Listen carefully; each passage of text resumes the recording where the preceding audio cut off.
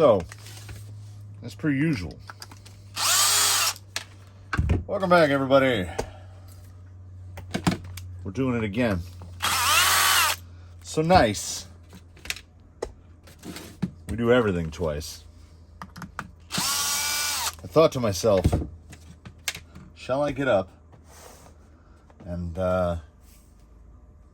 move more wheelbarrows full of dirt?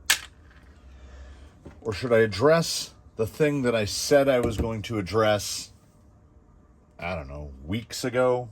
I feel like it was weeks ago. How is that on there? Oh, that is bolted down. Okay.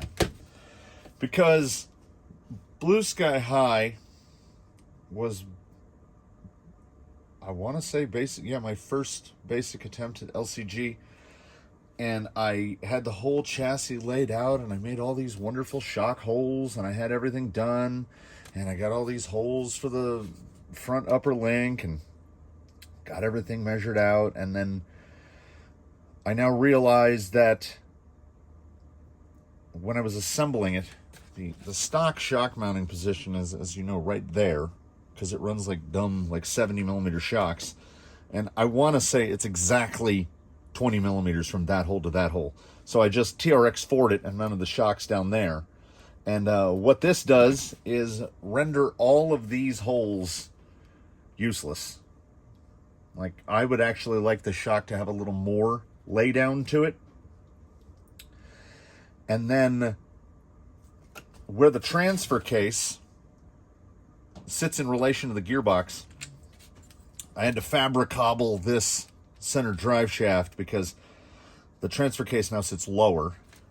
But you see, we have plenty of room up here in the front. I have the switch stuck to the front of the can, and even with the and here's some lipo soot on the hood. With the body in place, if I can do it, with the body in place, I've still got an inch.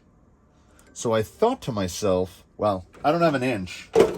I've got that amount of space right there. 8 millimeters. So I can move the gearbox forward. I'm going to move it forward a little, just so I take a little bit of stress off of this, that this shaft can actually now be a little longer. I've broken that middle guy once before, and I'm kind of okay with that. It's sort of the weak link. I can cobble this center, because these are the U joints on here are particularly large. I can assemble this out of any number of things. I think if I take some old Traxxas two-wheel drive shafts, I think I can make, if I can, I'm going to put a couple of those together.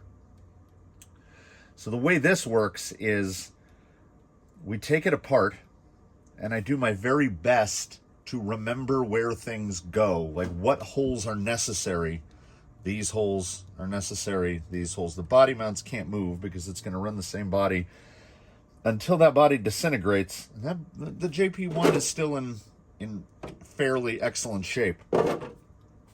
We've got excess holes. Like, I don't remember why this hole is here, but that hole will no longer be there. This angle here doesn't quite line up. I will correct that. All of these holes will be omitted except these two. This will be the front line of holes. So the whole shock tower will move back. So this angle will be further back, and this part will be all cut off except for those two little. So the shock towers, due to the body mount placements, the shock towers are going to be larger than what I would ordinarily like. And then all of these holes will of course be omitted, and they're just going to be, this is where it is currently.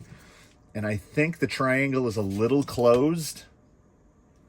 So it's basically just going to be a straight line up from there. I'll probably do 8 holes there. And then while I'm at it, I will dupe in holes here. So I'll have front and rear so I can alter those positions. I don't think I have any binding issues. No, there's no. Oh, but you will notice the rear suspension can't compress all the way because the bar that is holding on the battery mount and everything, conk. So I don't know what, so, I mean, you can see we're not getting anywhere near full travel in the rear, whereas in the front, we can go quite a bit up. So all new shock holes. I will obviously there was another brace there, but that went directly into the servo. So some things were not thought out 100%. Also, with the ruptures in place, the rubbing is now fairly extreme. So these holes will be, I'm not going to copy this hole and this hole. I'm going to copy that hole and a hole that doesn't exist, one above that, to move both body mounts up one hole. So the way we do this is we completely disassemble this whole rig until I have 2 bare plates. And then I will use those plates to copy the important points. I don't think, even if this rises, yeah, I don't need to do anything with the rear. I'm gonna remove this kink, which will be nice. This will just go straight across because the body's gonna raise about that much. And not having to work around that little kink will be great if the front just goes straight. I don't think, I mean, obviously this chassis line could come down much lower, but I sort of enjoy the look of it, and it's going to look very similar, but it's going to have a lot of holes moved. So before this turns into what we in the industry call a thing, let me real quick get this pulled apart.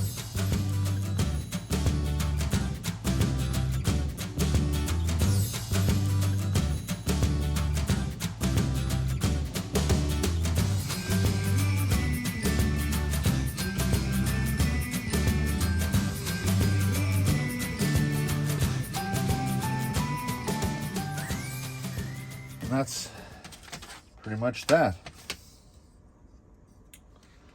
I would like to, I think that I'm going to double check the angle of this. It's going to have to get some bonus screw holes. I'm going to have to move that forward at least a screw hole width. Let's actually make a quick note. There's a little bit of, is this steel? I thought it was aluminum. Yeah, it's aluminum. It looks like it's got surface rust on it. No, that's not a thing. Yeah, I guess it's just dirty. We do have to make sure to mark. I go by circling. We need all these. We need these. We need those go up. These go forward. All these are omitted. It is last row, second hole, second row middle. That is the OE position. And then the shock lines should be, the body mount should be there and there. A little circle on that one. I will probably just copy out that hole, put the body mount in place, and copy it from there. Because I can go up to that area there, so there's not so much loose. I did this the cheapest way possible. This is a threaded hole into a threaded hole, so the body mounts don't sit super great. But we don't need that. Go through like that. We don't need any of these. We don't need that one. And then this one needs to go forward. But not much. And I think I have body mounts marked well enough. Need that one. And that one. All right. I don't need to make any external markings. I just let the screws cut threads into these. It's not optimal. This one looks like it wants to split. So if I can get, honestly, if I can get 3 mounting holes, I might do that. I need to scribe a line so I know the line that it has to go in. I will just scribe a vertical line on the new piece. It's a shame. Oh, that's Parliament Stripedelic. Let's see if we can actually get this one out. Yeah, okay, so that guy's power borked. The Ninjasaurus. See, this is where the Ninjasaurus comes in. Oh, that was really locked down. It might still be enough meat to pull it out. Nope, we got to do this manually. Get the full rotation here. How about now? Can we get any bite on it now?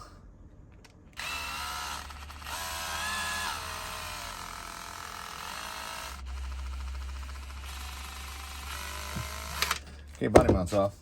That's all that matters.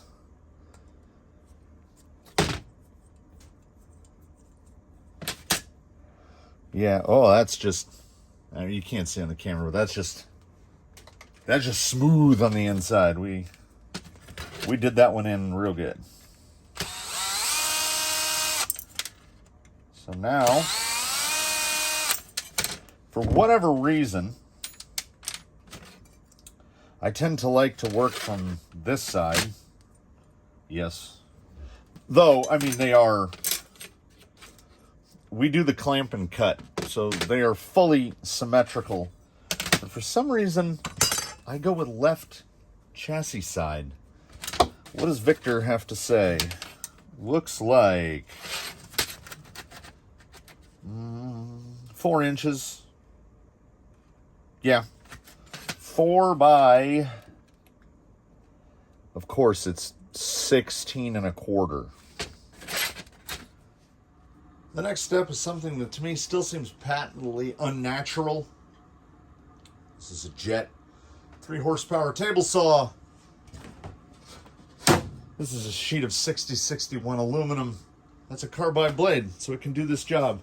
We definitely put the apron on because no matter what, you're going to be pulling shards of aluminum out of everything. I apologize for the noise.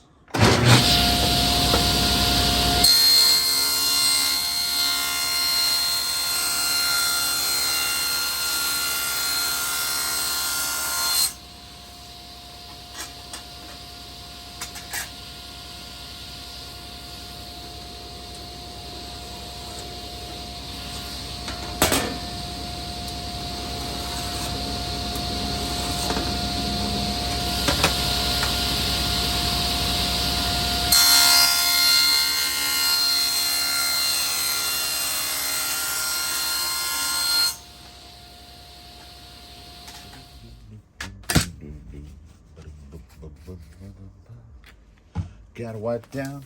Anything that comes from industrial places is gonna be filthy. Like, well, okay. Should have been filthy. Is it the other side? There's always one filthy side. No, this isn't too bad. Hey. And because I can't help myself, I clean both sides, even though I'm only going to make marks on one side. And by that, I mean chassis side. I clean both sides of both sides. We got a little off of there.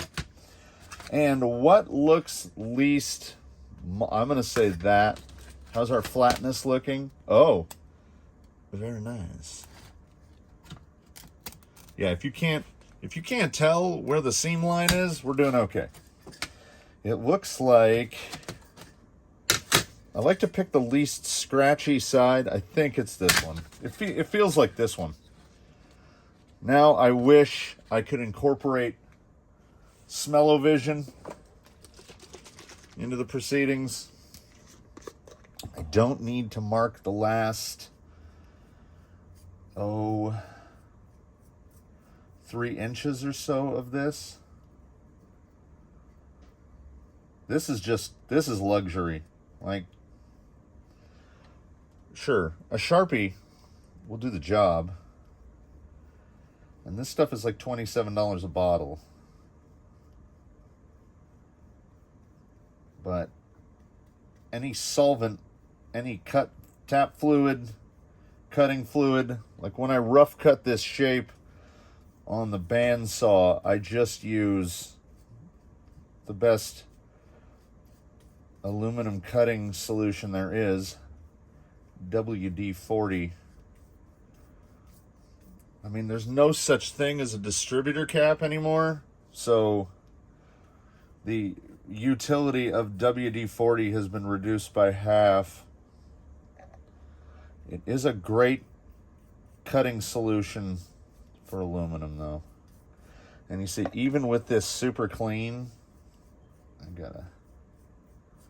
this is minutiae, right? Like, we're in deep. I was pretty good right there, and I kind of smooched it up. The smell of this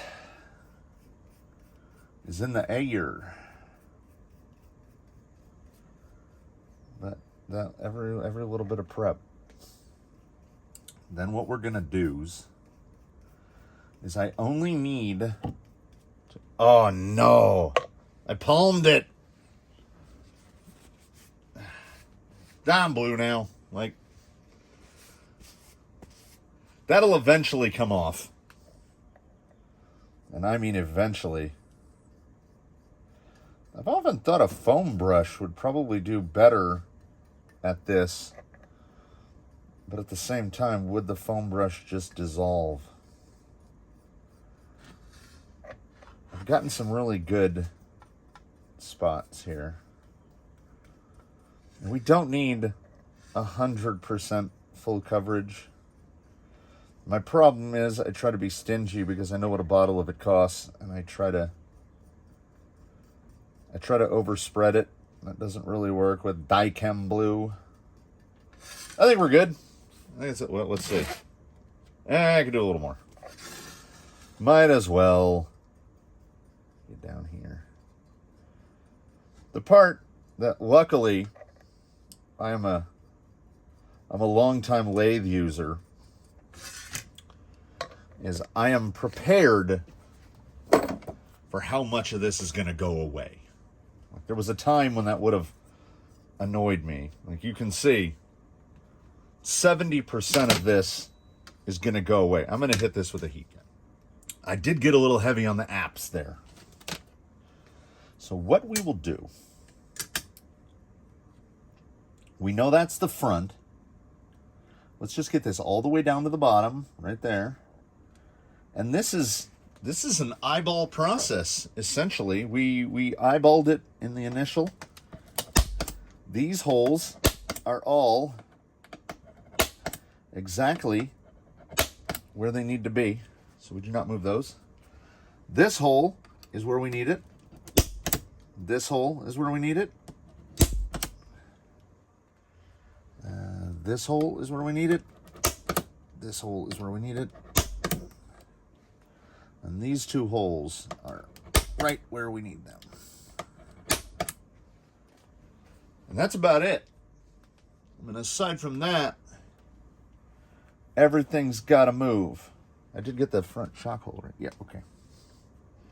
So these, I said needed these. I realize nobody can see what I'm talking about. These need to move forward about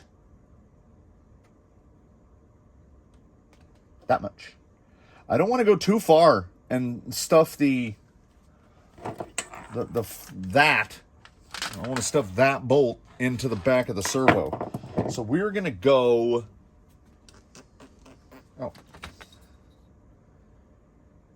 I'm going to go 5 millimeters. Let's go back to our old positions to make sure we have this where it should be.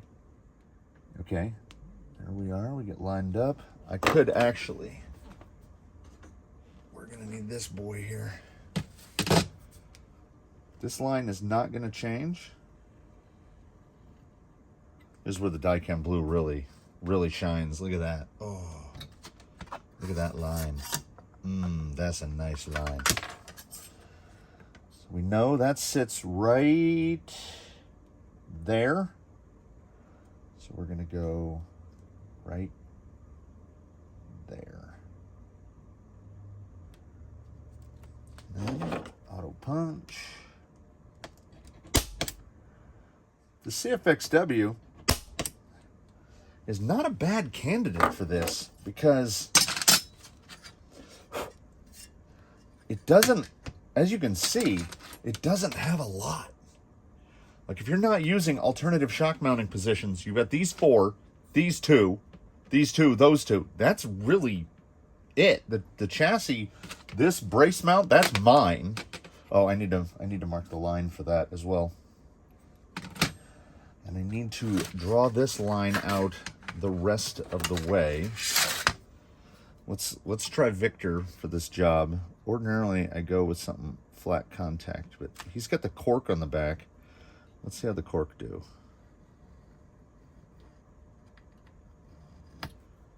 Okay, now that we've got the rest of that straight line, we can copy in those.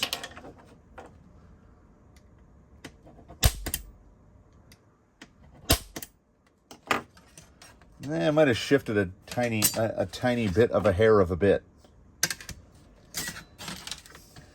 Okay, body mount, shock mount, transmission mount, skid. All right, I think we're about where we need to be. So now we get a nice sharp 2.5, and we drill all these holes. Here we go. 14 holes. They're probably easier to see from this side. Yes, they certainly are. A little touch sand on the back, because if there's any little amount of burr, when you first hit these with the sander, there'll be a little shiny bit because it's kind of pursed out on the back. That's what split point drill bits do. So we want to get it nice and smooth because these are going to get sandwiched together. And I think we are going to do 2, 4. I think we're going to do a 6-bolt configuration on this. Ordinarily, I would opt for like carpet tape, works great. But these only have to be adhered together for about 30 seconds. So we're going to sacrifice some of the blue.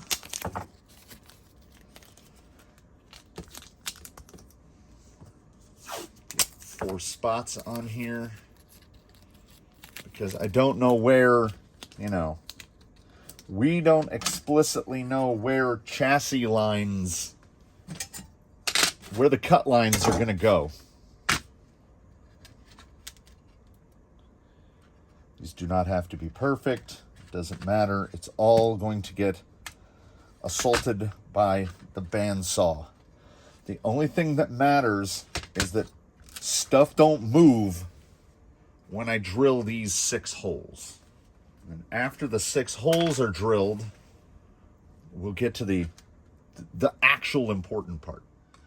We'll start here. Oh, I need a little, that's a little excessive. We'll start right here.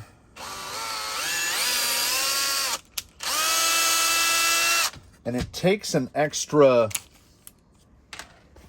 minute by going one by one. So these are M3x6, and the why this works is this is America, and we refuse. Aside from things like hardwood plywood, we refuse to adopt metric measurements for everything. Some things still hold on to the old ways. So this is 1/8 inch aluminum plate. So when you bury a screw in it, it's about 1/4 of a millimeter shy of the bottom. So you can easily maneuver it around and not have the screw poking out the back getting caught on anything. Oh, I should probably a little more of the sweet sauce.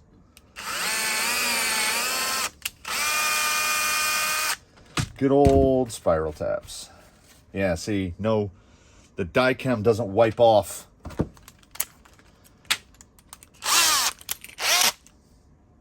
But now, once we've got 3 in place, that's half, I can just tap out the other 3.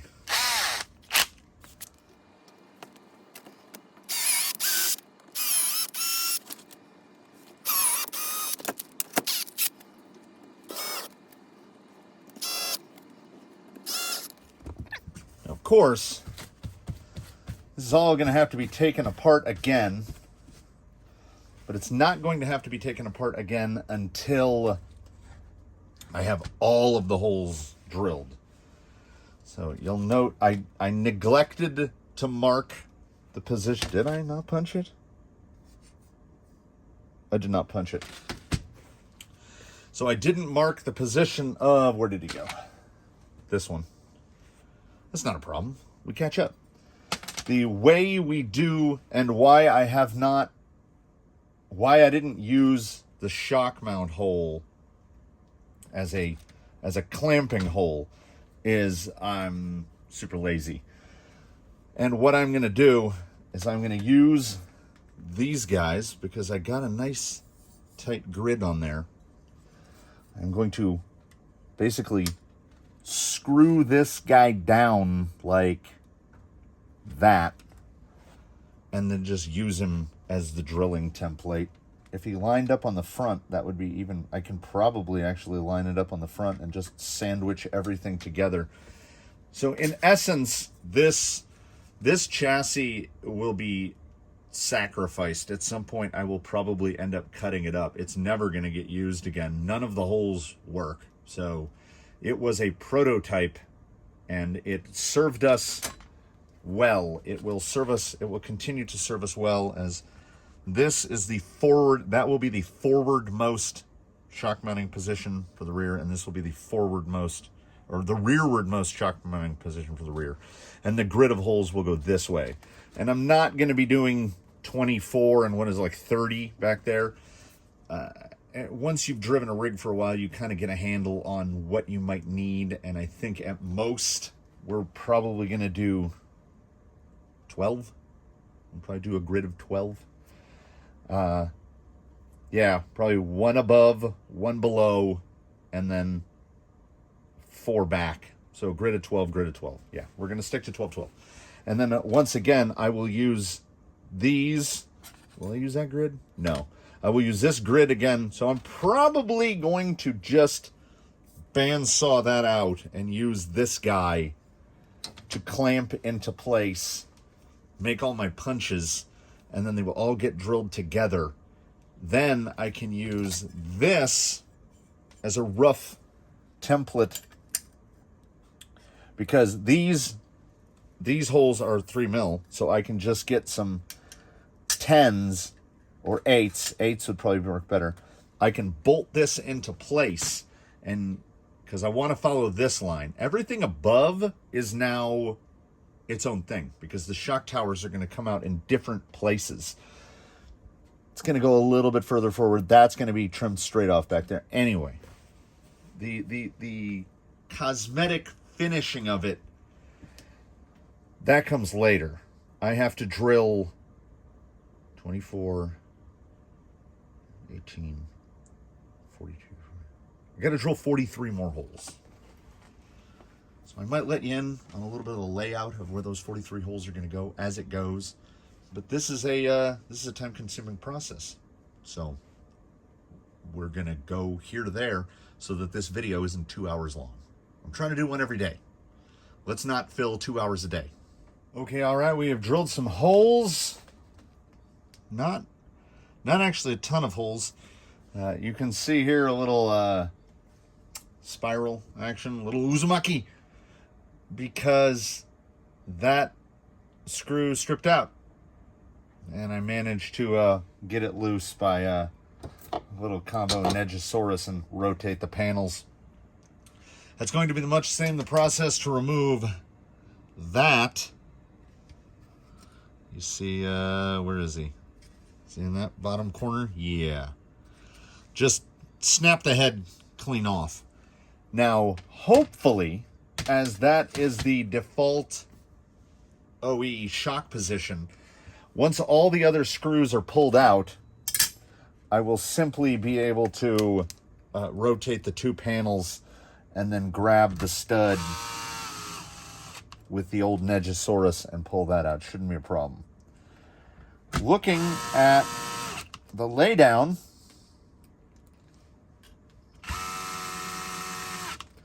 honestly, it's just rear shock mounting positions which came out. I can, however, what I'm going to do is a light trace. Where's my scribe? I'm going to do a light trace. We need this line anyway. And we need this line all the way around. Hook back up with that. This line needs to be here.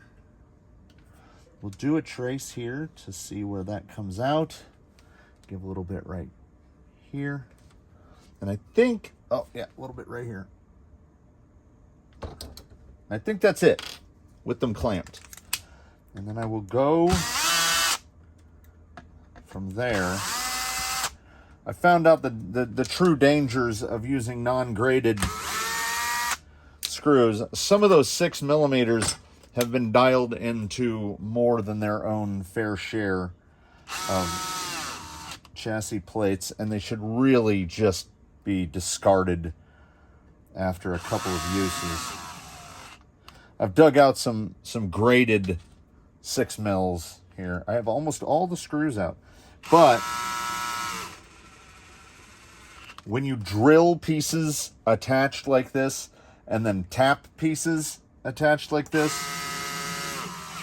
what ends up happening is a little aluminum burr kind of folds in between the two. So these are, like, I will have to pry these apart, well, twist them apart, because now we've got this guy stuck. I am going with the 3 bolts for the body mounts. Fingers crossed, that's probably one of the bigger changes here, that the body mounts will come out in the correct positions. So now looking at where these holes are, we have the light scribe line here. I can pull that line way back. I can pull this line well down. Because those are out farther, I can dupe. Did I do 45? I did. So that's a 45 line right there. So I will dupe that 45 line. I'll probably just go an inch wide, just like that. Voop. And try to clone out the same angle on the front. I'm going to do as much 45ing as I can. So in the time that has passed, Dicom Blue and his good buddy, the hardened steel scriber, have combined forces to make an architectural nightmare. You'll notice cutting out sections like this on the bandsaw is an episode in Don't Mess This Up, Idiot, because I have to try to remember what line is what. So this is something that I might ordinarily, prop a camera over there and show a couple cuts, but I'm not going to do that because I get one try at this. And so far as I can tell, I've got like about half these cuts are just, straight.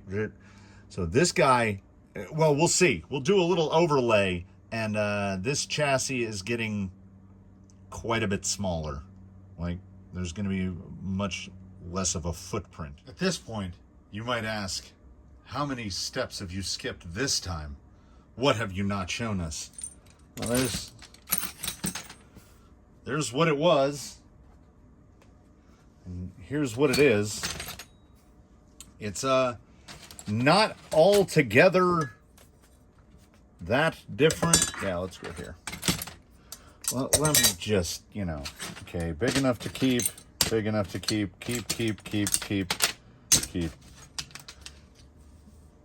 Little angry pointy shards. We dispose of those. So where was I? All right. There's the new one. There's the old one. It's not an enormous difference. The body mounts moved up. You can see there's a little notchy on the front. It gets in my head because with the angled skid, everything in the rear moves up and everything in the front moves down. Anyway, I think this came out a lot better. Where is that guy? Uh-oh. All right. So that should sit right in here. I have this moved forward to, I think, where it needs to be. All the holes are indeed tapped. So what you missed out on after the cutting was the roughing it out on the disc sander and then taking the file to the parts I can't reach with the disc sander. Really tempted to throw these 6 mils away. I'm hoping that things like that I got the spacing correct for this and that it will actually bolt up. Yeah, it looks okay. I have this tendency to leave these tabs too long and then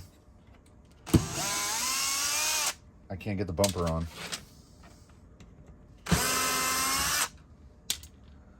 Finally get to pull the screws out. Is that all of them? That's all except the broken one. So can we...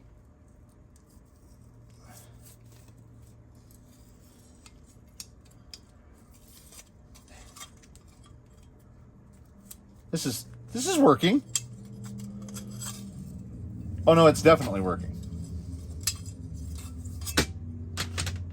And by the grace of the Lords of Aluminum, there's enough to grab.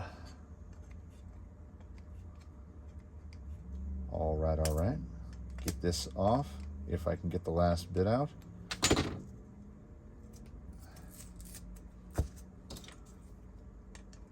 I have got some dirty hands. Hey, all right. We're saved. Yeah, you can really see the angle on that skid now. It's got a very long snoot there. So now, what need be done is I am going to use this time around. Oh, I did it before. Yeah. All flatheads. So insert in. I got to recess. Boom, boom, boom, boom, boom. I'm gonna recess these as well because I realize I have enough room. So there's no point in using button heads there. And also, I could have done this while they were all clamped together, but I didn't think about it. The other holes. Oh, it's not even that many. These 6, these 6 and 6, they all have to be drilled out to 3 millimeter because you retain suspension slings with nuts. So no tapping, threading there. I'm going to drill these out to 3 millimeter. I'm going to inset all of those, and I will honestly probably hit everything with the deburring tool and the sander, so they will be ready to go. I don't think I've missed any holes. I don't think I finished it nearly as well as I could have, but impatience consumes us all. So there's, I should have left that there. Revision 1, revision 2. The changes are not substantial, but maybe they are. We're going to find out together as we do.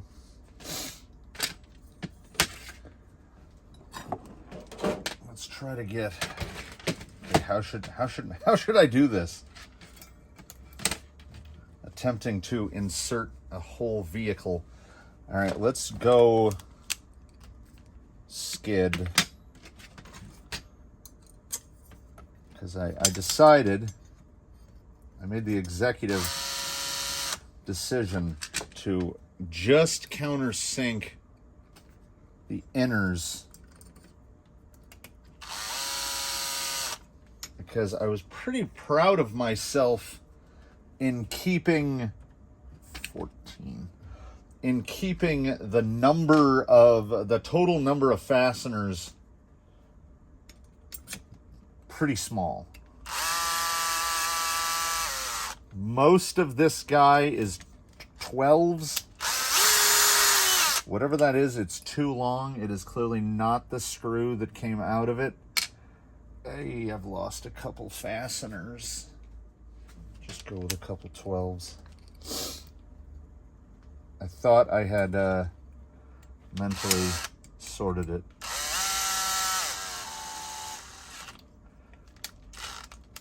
We leave everything loose. Everything's loose. I am remembering the front from the rear. That's good, I assume. Not going tight down on anything.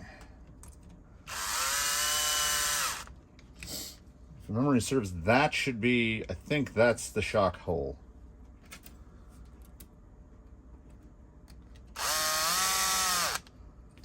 Spacers could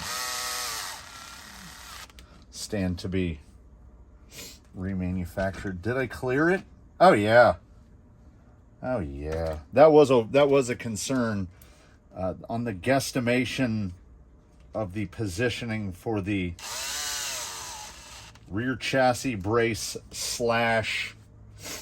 mounting point for the battery tray. Did I scooch it forward far enough to clear the servo? And it would appear that I did.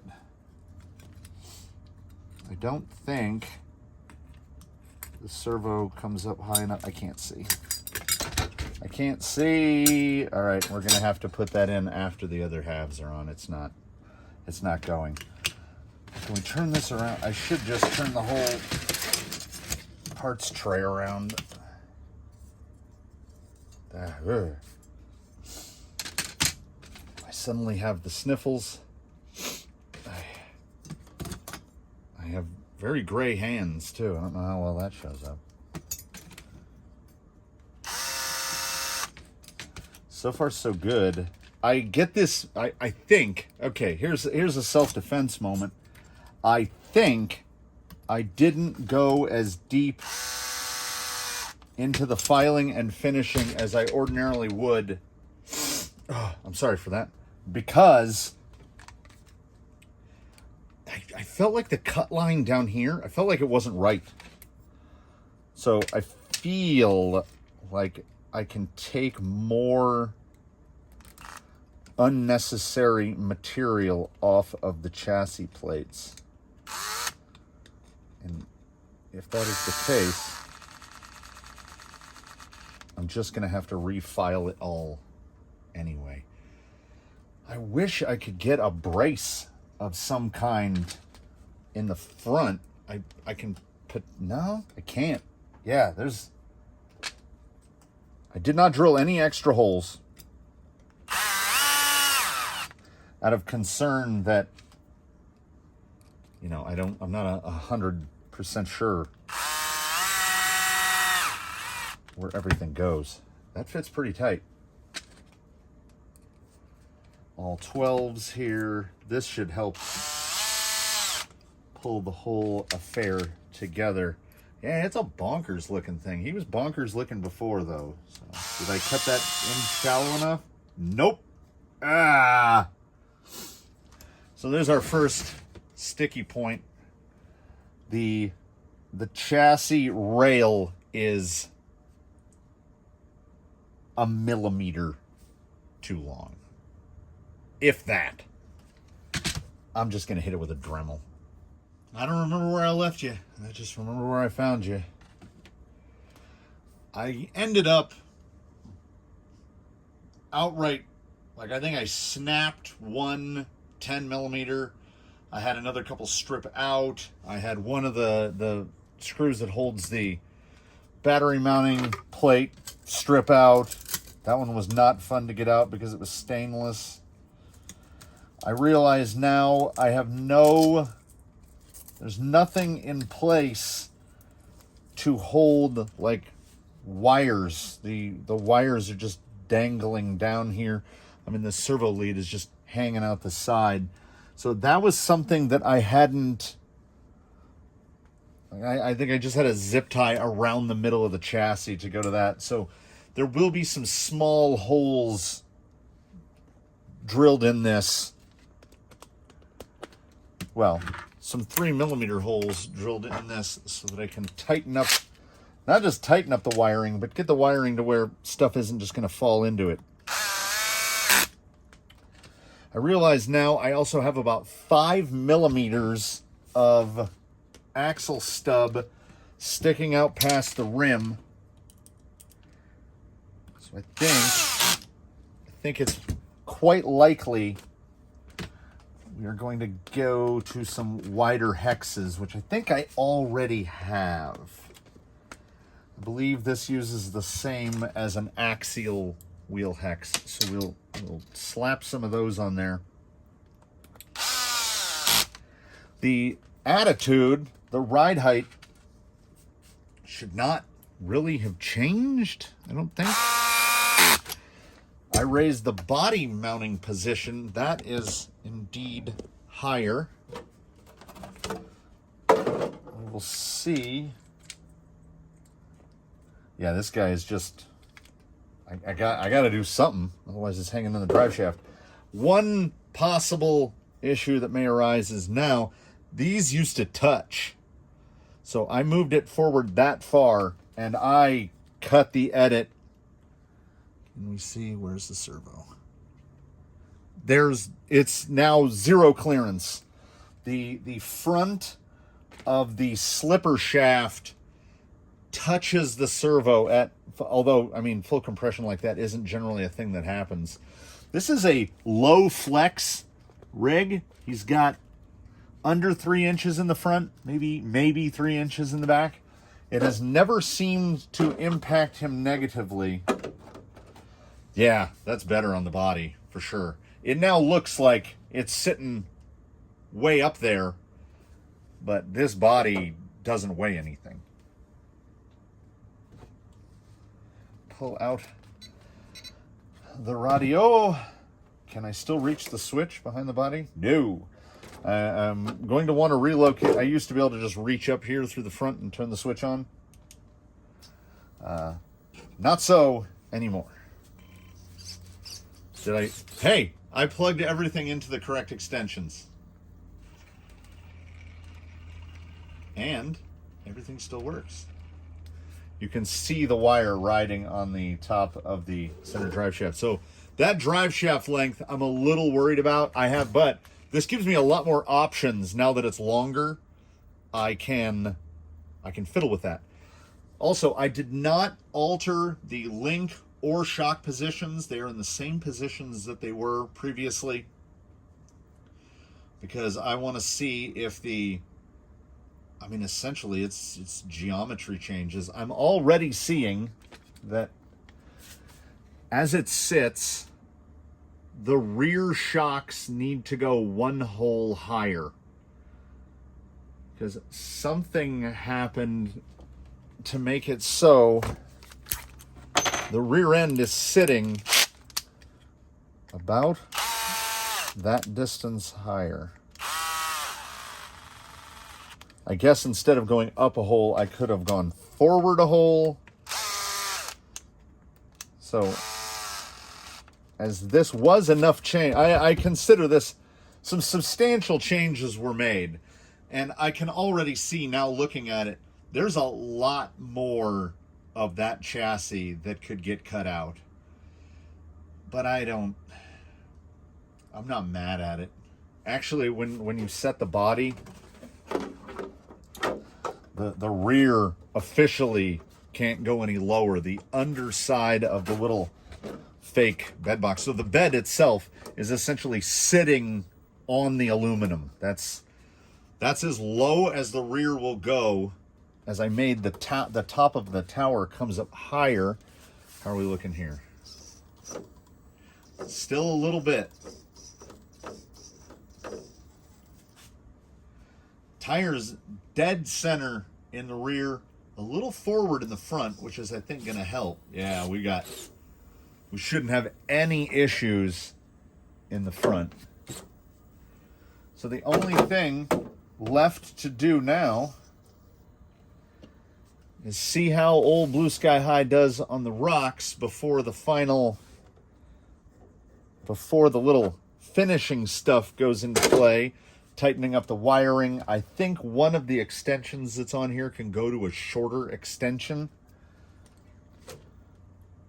So this is the point where I would ordinarily say, let's put this on some rocks. But instead, you get the July curveball. And I'm going to close this one out by saying, see you tomorrow.